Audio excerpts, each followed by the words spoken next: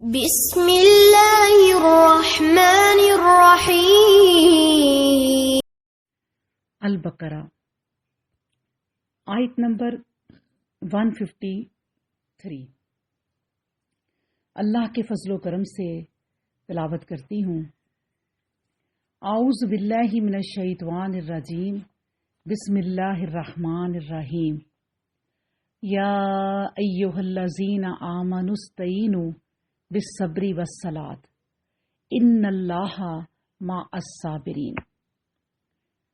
یا ایھا الذین آمنوا، اے لوگو جو ایمان لائے ہو، استعینوا تم مدد مانگو بالصبر، صبر کے ساتھ، والصلاۃ اور صلاۃ کے ساتھ، نماز کے ساتھ۔ ان اللہ، بے شک اللہ، مع الصابرین، ساتھ ہے صبر کرنے والوں کے۔ یعنی اللہ سبحانہ و تعالیٰ فرماتے ہیں کہ اے مسلمانوں، صبر اور نماز کی قوتوں سے سہارا پکڑو، یقین کرو کہ اللہ صبر کرنے والوں کے ساتھ ہے۔ اب دیکھیں، غم، رنج و غم کے ہلکا کرنے کا سب سے بڑا ذریعہ صبر اور نماز ہے۔ امت مسلمہ کو بتایا جا رہا ہے کہ ہر مقصد کے حصول میں تکلیفوں اور مصیبتوں کا پیش آنا لازمی ہے۔ تمام دنیا سے شرک، بت پرستی کو دور کرنا، اس کے گوشہ گوشہ اور کونا کونا میں توحید کی نشر و اشاعت اور اقوام عالم پر برتری کا حصول بے انتہا قربانیوں کے بغیر نہیں ہو سکتا۔ اس لیے اپنے مقصد حیات پر مرنے کے لیے تیار رہنا اور مصائب کی بنا پر اپنے نصب العین کو نہ چھوڑنا صبر ہے۔ سورہ آل عمران کے آخر میں اللہ سبحانہ و تعالیٰ فرماتے ہیں کہ یا ایھا الذین آمنوا اصبروا وصابروا ورابطوا واتقوا اللہ لعلکم تفلحون۔ مسلمانوں، اگر کامیابی حاصل کرنا چاہتے ہو تو ساری باتوں کا ماحصل یہ ہے کہ صبر کرو اور ایک دوسرے کو صبر کی ترغیب دو، ایک دوسرے کے ساتھ بندھ جاؤ اور ہر حال میں اللہ سے ڈرتے رہو تاکہ اپنے مقصد میں کامیاب ہو جاؤ۔ پھر سورہ آل عمران میں اللہ سبحانہ و تعالیٰ فرماتے ہیں وَإِن تَصْبِرُوا وَتَتَّقُوا فَإِنَّ ذَلِكَ مِنْ عَزْمِ الْأُمُورِ۔ اگر تم نے صبر کیا، یعنی مصیبتوں میں ثابت قدم رہے اور تقوی کا شیوا اختیار کیا، یعنی احکام حق کی نافرمانی سے بچے رہے، تو اللہ سبحانہ و تعالیٰ فرماتے ہیں تو بلا شبہ کاموں کی راہ میں بڑے ہی یہ عزم و ہمت کی بات ہوگی۔ فَاصْبِرْ كَمَا صَبَرَ أُولُو الْعَزْمِ مِنَ الرُّسُلِ۔ بس اے پیغمبر اسلام، جس طرح دوسرے اولو العزم پیغمبروں نے صبر کیا، آپ بھی صبر کرتے رہیں۔ قرآن کریم ہر صابر مسلمان سے یہ توقع رکھتا ہے کہ وہ 10 کافروں پر بھاری ہو۔ وہ کیسے؟ اَن یکن منکم 20 صابرون یغلبوا مئتین۔ اے مسلمانوں، اگر تم 20 آدمی بھی مشکلوں کو جھیل جانے والے نکل آئے تو یقین کرو 200 دشمنوں پر غالب ہو کر رہو گے۔ اللہ اکبر۔ اور یہ باتیں کون کہہ رہا ہے؟ اللہ سبحانہ و تعالیٰ۔ اور اللہ سبحانہ و تعالیٰ کی باتیں سچی ہیں۔ پھر جنگ میں کامیابی کے مختلف اصول بیان کرتے ہوئے ایک جگہ اللہ سبحانہ و تعالیٰ فرماتے ہیں وَآتِیُوا اللَّهَ وَرَسُولَهُ وَلَا تَنَازَعُوا فَتَفْشَلُوا وَتَذْهَبُوا رِيحُكُمْ وَاصْبِرُوا إِنَّ اللَّهَ مَعَ الصَّابِرِينَ۔ اور اللہ اور اس کے رسول کا کہا مانو اور آپس میں جھگڑا نہ کرو، ایسا کرو گے تو تمہاری طاقت سست پڑ جائے گی، اور جیسی کچھ بھی مشکلیں مصیبتیں پیش آئیں تم صبر کرو، اللہ ان کا ساتھی ہے جو صبر کرنے والے ہیں۔ اللہ اکبر۔ اب دیکھیں، لڑائی کے موقع پر اسی صبر و استقامت کی سب سے زیادہ ضرورت پڑتی ہے، اور اللہ سبحانہ و تعالیٰ نے اس کے لیے دعا سکھا دی ہے، وہ کیا ہے؟ ربنا افرغ علینا صبرم وثبت اقدامنا وانصرنا علی القوم الکافرین، کہ اے ہمارے رب ہم پر صبر کے جام اڈیل دے اور عزم و ثبات سے سیراب ہو جائیں ہم، اور ہمارے قدم میدان جنگ میں جما دے کہ کسی حال میں بھی پیچھے نہ ہٹیں، اور پھر اپنے فضل و کرم سے ایسا کر کہ منکرین حق کے گروہ پر متحد ہو جائیں۔ اللہ اکبر۔ صبر کرنے والوں کو بغیر حساب کے ہر چیز عطا کی جائے گی۔ فرمایا انما یوفی الصابرون اجرہم بغیر حساب، صبر کرنے والوں کو تو ان کا اجر بے حساب دیا جائے گا۔ اب اسی آیت میں جو دوسرا جز ہے اس نسخہ کا، وہ کیا ہے؟ نماز، جو تمام انسانی ضروریات کو پورا کرنے اور تمام پریشانیوں اور آفتوں سے نجات دلانے میں اکسیر اعظم ہے۔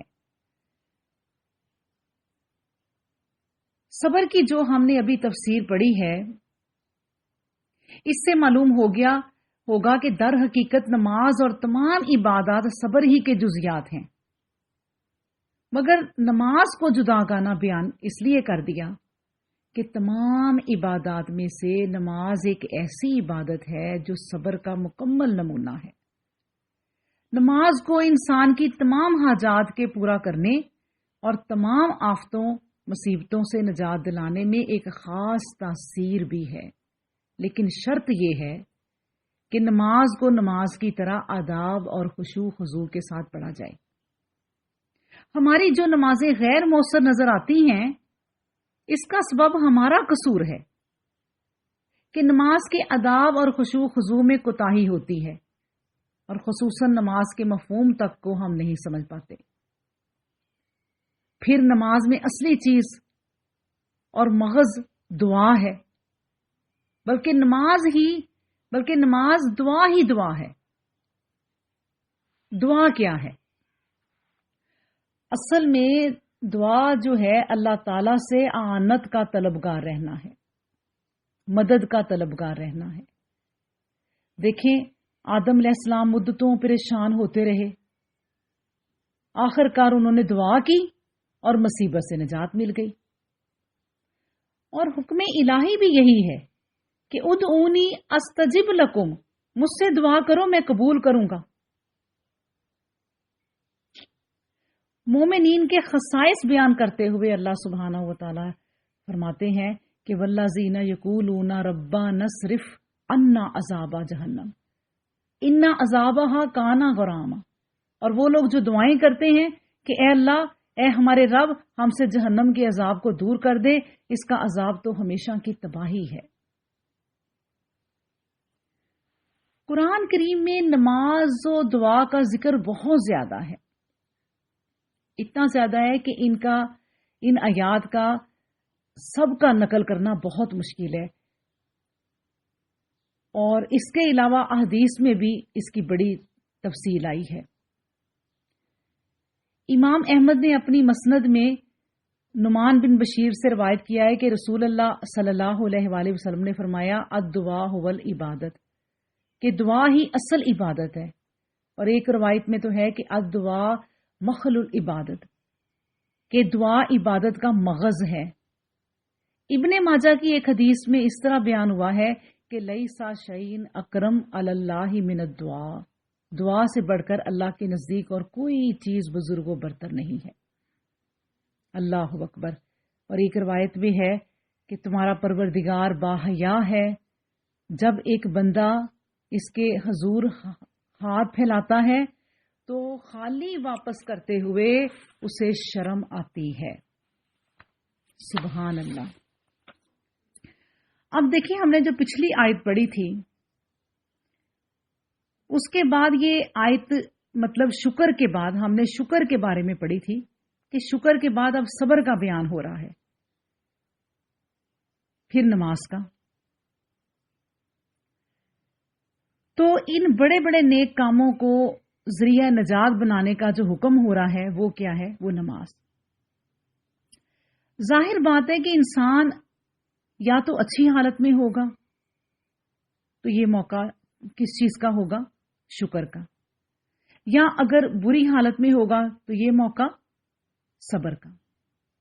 حدیث بھی ہے کہ نبی کریم صلی اللہ علیہ وآلہ وسلم نے فرمایا مومن کی کیا ہی اچھی حالت ہے کہ ہر کام میں اس کے لیے سراسر بلائی ہی بلائی ہے. اسے راحت و آرام ملتا ہے تو شکر کرتا ہے تو اجر پاتا ہے. رنج پہنچتا ہے، غم پہنچتا ہے تو صبر کرتا ہے تو بھی اجر پاتا ہے. اللہ اکبر. حدیث میں بھی ہے کہ جب کوئی کام نبی کریم صلی اللہ علیہ وآلہ وسلم کو غم میں ڈال دیتا تو آپ نماز شروع کر دیتے. اللہ اکبر. ایک اور بات آپ کو سناتی جاؤں کہ قیامت کے دن ایک منادی ندا کرے گا کہ صبر کرنے والے کہاں ہیں؟ اٹھیں اور بغیر حساب کتاب کے جنت میں چلے جائیں. کچھ لوگ اٹھ کھڑے ہوں گے اور جنت کی طرف بڑھیں گے. فرشتے انہیں دیکھ کر پوچھیں گے کہاں جا رہے ہو؟ یہ کہیں گے جنت میں. وہ کہیں گے ابھی تو حساب بھی نہیں ہوا. کہیں گے ہاں حساب سے پہلے ہی. پھر وہ پوچھے گئے کہ آخر آپ کون لوگ ہیں؟ جواب دیں گے کہ ہم صابر لوگ ہیں، اللہ کی فرما برداری کرتے رہے اور اس کی نافرمانی سے بچتے رہے، مرتے دم تک اس پر صبر کیا اور جمے رہے. فرشتے کہیں گے پھر تو ٹھیک ہے، بے شک تمہارا یہی بدلہ ہے اور تم اسی لائق ہو. جاؤ جنت میں مزے کرو، اچھے کام والوں کا اچھا ہی انجام ہے. اللہ اکبر. یہی قرآن فرماتا ہے انما یوفی الصابرون اجرہم بغیر حساب. صابروں کو ان کا پورا پورا بدلہ دیا جائے گا، بے حساب دیا جائے گا. ایک صبر کی چھوٹی سی ڈیفینیشن بھی بیان کرتی جاؤں کہ صبر کے یہ معنی ہے کہ اللہ تعالیٰ کی نعمتوں کا اقرار کریں اور مصیبتوں کا بدلہ اللہ کے ہاں ملنے کا یقین رکھیں، ان پر ثواب طلب کرے، ہر گھبراہٹ پر، پریشانی پر اور کٹھن موقع پر استقلال اور نیکی کی امید پر وہ مسلمان خوش نظر آنا چاہیے. اللہ